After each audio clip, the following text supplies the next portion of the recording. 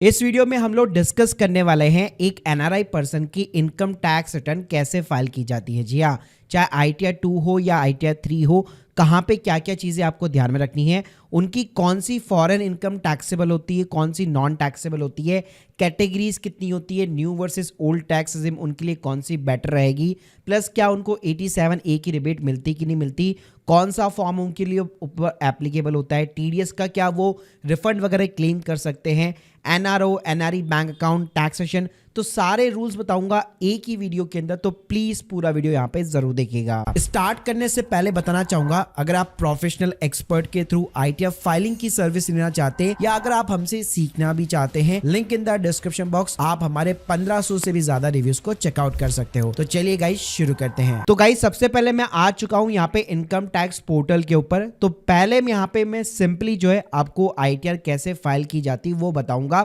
तो नॉर्मली एक NRI person की अगर मैं बात करूं कि इंडिया के अंदर कौन सी इनकम टैक्सेबल है, तो सिंपली उनका जो बैंक का इंटरेस्ट होता है, उनकी सेल ऑफ सिक्योरिटी यानी उनका जो कैपिटल गेन होता है, ये जो दो मेजर चीज़ें होती है जो हमेशा उनकी यहाँ पे टैक्सेबल होती है। यानी इंडिया से उन्होंने जो भी अर्निंग की होती है वो आईटीआर के थ्रू उनको रिपोर्ट करनी है और उसके ऊपर अगर टैक्स बन रहा है तो वो पे करना है और टीडीएस का रिफंड बन रहा है तो वो क्लेम कर सकते हैं। और इसके साथ में बताना चाहूंगा, जो भी एनआरआई यहाँ पे इनकम टैक्स पोर्टल के ऊपर रजिस्टर है, मेक श्योर कीजिए आपका जो रेजिडेंशियल स्टेटस होता है वो आपको यहाँ पे प्रोफाइल के अंदर ही चेंज कर लेना है। यानी जब आप अपनी माई प्रोफाइल के अंदर जाएंगे तो जो रेजिडेंशियल स्टेटस यहाँ पे आपको दिखता है, आपको रेसिडेंट से यहाँ पे एनआरआई सेलेक्ट करके सेव कर लेना है। अब गाइस बात करते हैं कि यहाँ पे आपको फॉर्म कैसे और कौन सा फॉर्म यहाँ पे फाइल करना है, तो उसके लिए भी मैं सिंप्लीफाई कर देता हूँ।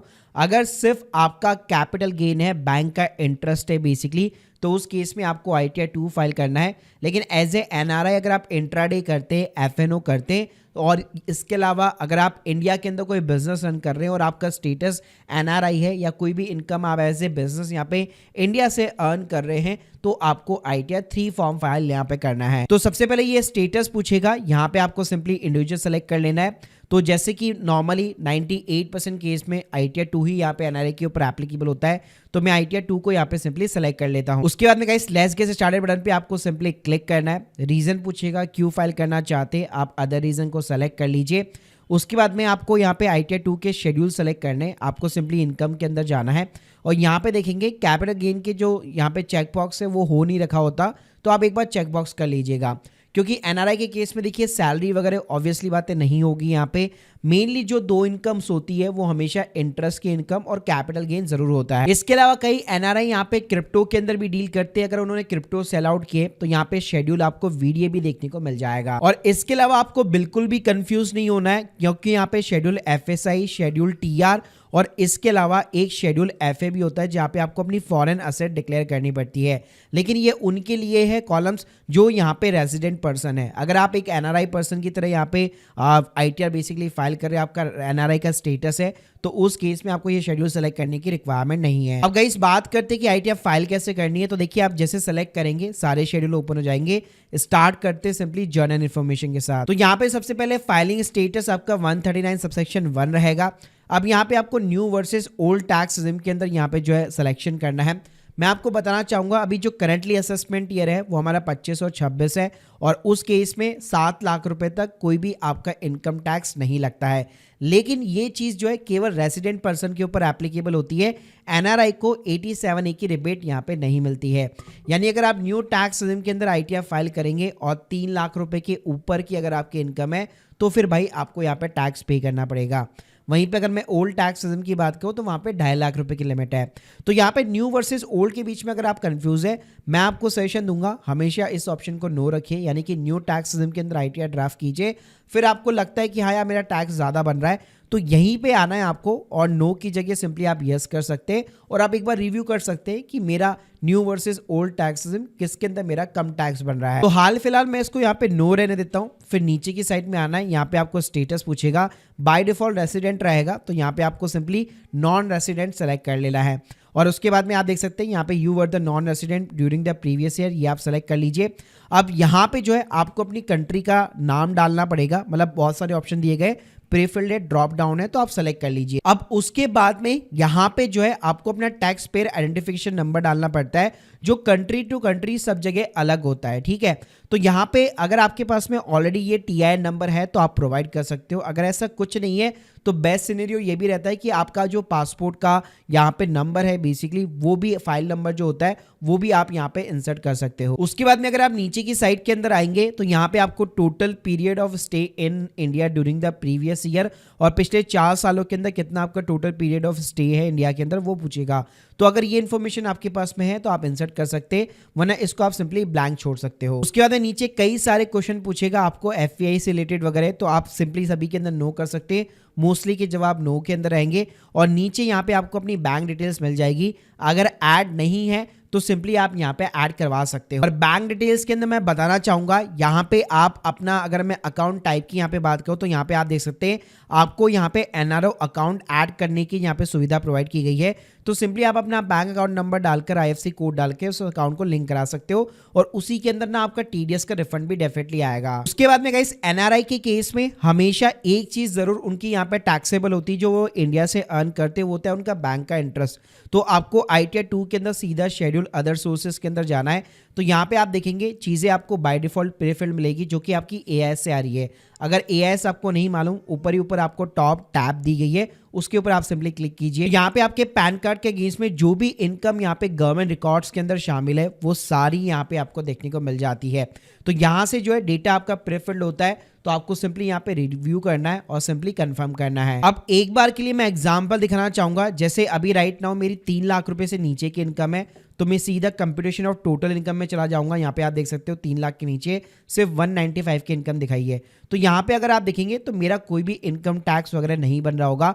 तो कहीं से भी अगर आपका TDS वगैरह कटा हुआ है तो वो सिंपली तरीके से आप रिफंड यहाँ पे एलिजिबल हो, उसको आप रिफंड क्लेम कर सकते हो। लेकिन गाइस एग्जांपल के लिए जैसे मैंने अपनी अदर इनकम को इंक्रीज कर दिया, मान लीजिए 5-6 लाख रुपए मैंने यहाँ पे इंक्रीज कर दिया, इंटरेस्ट की इनकम है, डिविडेंड की इनकम है, तो उस केस में अगर आप देखेंगे तो अगर आप एक रेसिडेंट पर्सन होते हैं तो आपको कोई भी इनकम टैक्स पे नहीं करना पड़ता, 7 लाख तक आपको छूट मिलती और नेक्स्ट ईयर तो अब ये जो है आपकी 12 लाख की लिमिट हो जाती।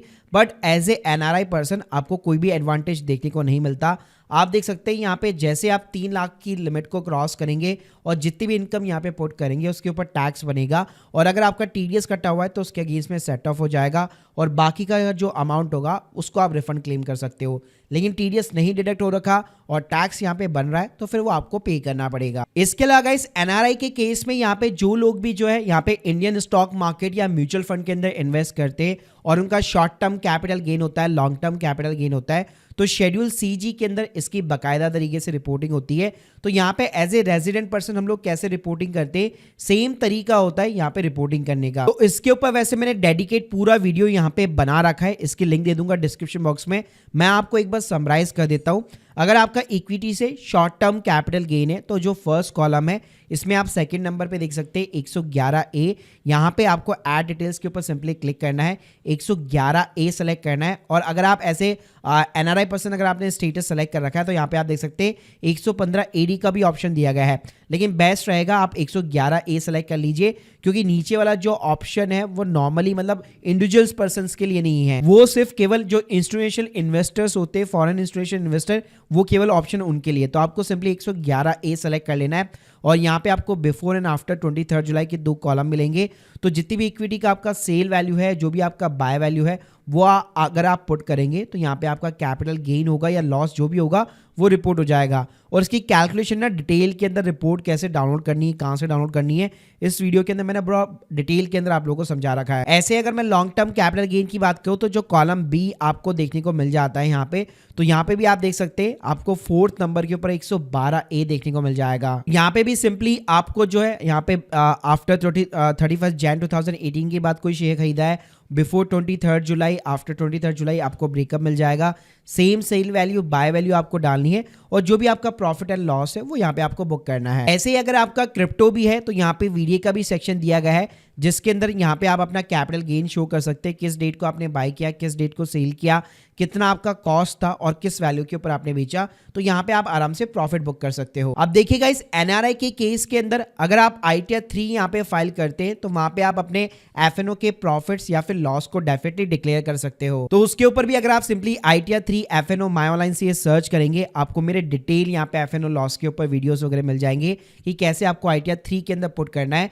एनआरआई के लिए वहां पे भी कोई रूल्स और रेगुलेशंस अलग नहीं है, बस इतना सा है कि जो स्लैब रेट्स यहाँ पे चलती है, यहाँ पे रेजिडेंट पर्सन को 87A के अंदर रिबेट मिलती है, एनआरआई को वो रिबेट नहीं मिलती है। इसके अलावा गाइस कई लोगों का कंफ्यूजन ये रहता है कि हम जो एज ए एनआरआई पर्सन यहाँ पे इन्वेस्ट कर रहे हैं, इंश्योरेंस बाय कर रहे हैं, तो उसका क्या मुझे कोई टैक्स का बेनिफिट मिलता है?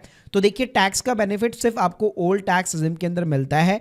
तो अगर आप चैप्टर 6A के अंदर जैसे ATC के अंदर 1.5 लाख रुपए तक की डिडक्शन होती है, हेल्थ इंश्योरेंस की होती है ATD के अंदर, अगर वो चीजें अगर आप लेना चाहते हैं तो फिर आपको ओल्ड टैक्स रिजिम में जाना पड़ेगा। जैसे एग्जांपल तो जैसे मैं वापस यहाँ पे जर्नल इन्फॉर्मेशन में आ गया और अब आप देखेंगे तो सारी कैलकुलेशन हमारी ओल्ड टैक्स रिजिम के अंदर होंगी।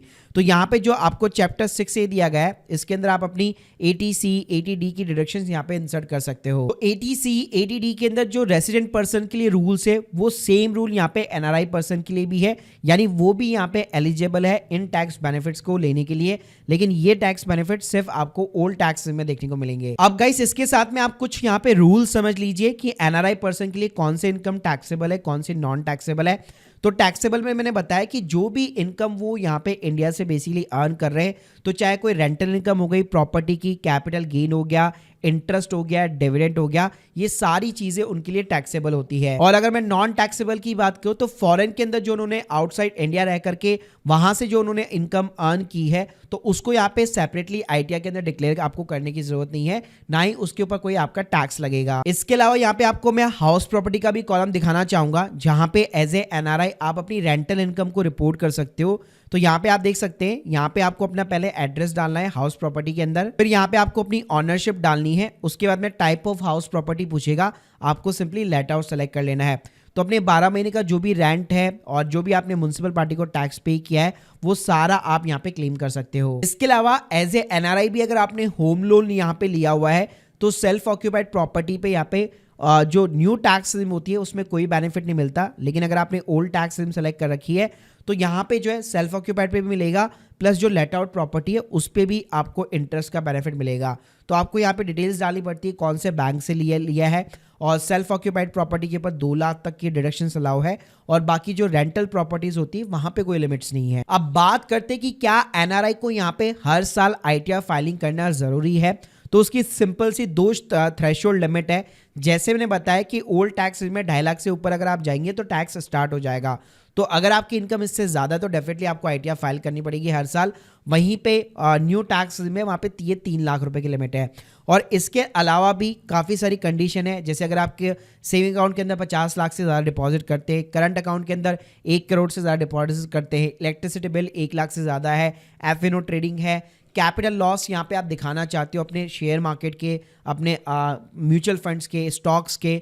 इसके अलावा अगर लेट सपोज आपकी कोई ऐसी इनकम है जहाँ पे डबल टैक्सेशन यहाँ पे जो है चीज़ें काम कर रही है, उसका अगर आप टैक्स क्रेडिट क्लेम करना चाहते हो तो और TDS का रिफंड लेना चाहते हो तब भी आपको ITR फाइल करनी पड़ेगी। इसके अलावा एक मेजर कंसर्न NRI का ये होता है कि हम एज ए फॉरेन कंट्री से जो भी पैसे हमारे यहाँ पे घर वालों को हम लोग इंडिया के अंदर भेज रहे हैं, क्या उनको भी हमें क्या ITR के अंदर डिस्क्लोज वगैरह करना पड़ेगा, या उसके ऊपर मेरे को कोई टैक्स वगैरह पे करना पड़ेगा? तो उसके ऊपर कोई टैक्स एप्लीकेबल नहीं है। और फिर भी अगर आप डिक्लेयर करना चाहते हैं तो जब आप शेड्यूल को यहाँ पे सेलेक्ट करते हैं तो यहाँ पे आपका एक शेड्यूल EI करके आता है जो कि होता है एग्जेम्प्ट इनकम का, इसको आप यहाँ पे सेलेक्ट कर सकते हो। और अगर कोई भी चीज़ ऐसी है जिस पे टैक्स आपका नहीं लगता है तो वो चीज़ें आप सिंपली यहाँ पे डिक्लेयर कर सकते हो। जैसे यहाँ पे आप देख सकते हो अदर एग्जेम्प्ट इनकम का कॉलम दिया गया है, तो यहाँ पे सिर्फ आप एनी अदर ऑप्शन सेलेक्ट कीजिए, डिस्क्रिप्शन डालिए किस टाइप की इनकम है, वो इनकम यहाँ पे आप रिपोर्ट कर सकते हो जिसपे आपका कोई इनकम टैक्स नहीं बनेगा, but as a reporting purpose आप यहाँ पे डाल सकते हो। बाकी गाइस जैसे सारी चीजें फाइनल हो जाती है आप सिंपली यहाँ पे चेकबॉक्स कीजिए, प्लीज डालिए, और यहाँ पे आप सिंपली वैलिडेशन करा सकते हो। अगर वैलिडेशन सक्सेसफुल है तो आप एक आधार OTP डाल के भी यहाँ पे अपनी इनकम टैक्स रिटर्न सबमिट कर सकते हो। और इसके अलावा एज ए NRI अगर आपके पास में OTP का एक्सेस वगैरह नहीं है तो अगर आपने जो बैंक अकाउंट प्री वैलिडेट करा रखा है वहां पे ईवीसी कोड भी जनरेट करके भी आप अपनी इनकम टैक्स रिटर्न सबमिट कर सकते हो। बाकी गाइस कई लोग एनआरआई एज ए पर्सन जो है आईटीआर 1 और आईटीआर 4 फाइल कर देते हैं, तो ये मिस्टेक आपको बिल्कुल भी नहीं करनी। आपके लिए सिर्फ 2 फॉर्म्स एप्लीकेबल है, या तो आईटीआर 2 फाइल करना होगा या फिर आईटीआर 3 फाइल करना होगा। और अगर मैं टीडीएस रूल्स की बात करूं तो एफडी का interest, capital gain, dividend, rent की इनकम, इन सभी के ऊपर 20% का टीडीएस डिडक्ट होता है। तो जहां पे भी आपका टीडीएस डिडक्ट हो रहा है आप अपने 26 एएस के अंदर देख सकते हो। और 26 एएस को एक्सेस करने के लिए आप इनकम टैक्स रिटर्न के अंदर जाएंगे, यहाँ पे 4th कॉलम पे मिल जाएगा। तो यहाँ पे जैसे आप अपना असेसमेंट या सिंपली सेलेक्ट कर सकते हो और यहाँ पे जो है आपका जहां जहां से भी टीडीएस कटा हुआ है वो आपको देखने को मिल जाता है, जिसको आप आईटीआर के अंदर क्लेम कर सकते हो। और जो भी आपका टीडीएस होगा, जो आपने बैंक अकाउंट यहाँ पे वैलिडेट करा रखा है, आपका एनआरओ या एनआरई व्हाटएवर अकाउंट, उस अकाउंट के अंदर ये टीडीएस रिफंड जो है आपका क्रेडिट हो जाएगा। बाकी गाइस एनआरओ अकाउंट का जो इंटरेस्ट होता है वो टैक्सेबल होता है, वहीं पे एनआरई जो एफसीएनआर अकाउंट का इंटरेस्ट होता है वो टैक्सेबल नहीं होता है इंडिया के अंदर, उसको एज ए एग्जेम्प्ट इनकम आप यहाँ पे शो कर सकते हो। बाकी गाइस अगर मैं की पॉइंट्स की यहाँ पे बात करूं फॉर द एनआरआई पर्सन, हमेशा अपनी इनकम टैक्स रिटर्न को टाइम पे फाइल कीजिए।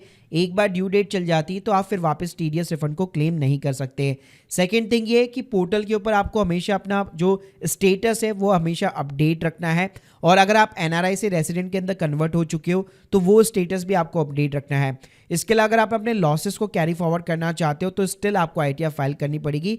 और डबल टैक्सेशन के अवॉइडेंस का जो एग्रीमेंट होता है उसका जो टैक्स क्रेडिट होता है, जैसे इंडिया यूएसए का है, ऐसे बहुत सारी कंट्री के साथ में वहाँ आपने अपने अगर टैक्स पे कर रखा है और इंडिया में भी वो टैक्स लायबिलिटी बन रही है तो उसका क्रेडिट आपको इंडिया में मिल जाता है। तो उसके लिए आप टैक्स क्रेडिट के लिए भी आईटीआर फॉर्म फाइल करना आपको जरूरी है। तो guys hope you like this video, please subscribe channel. Guys अगर आप हमसे आईटीआर फाइलिंग वगैरह कराना चाहते हैं या कोई भी सर्विसेज वगैरह अवेल करना चाहते हैं, you can check out the 1600+ reviews, link in the description box. बाकी अगर आप लोग के कोई भी डाउट्स है कमेंट बॉक्स में जरूर बताइए। Thank you guys, thank you very much.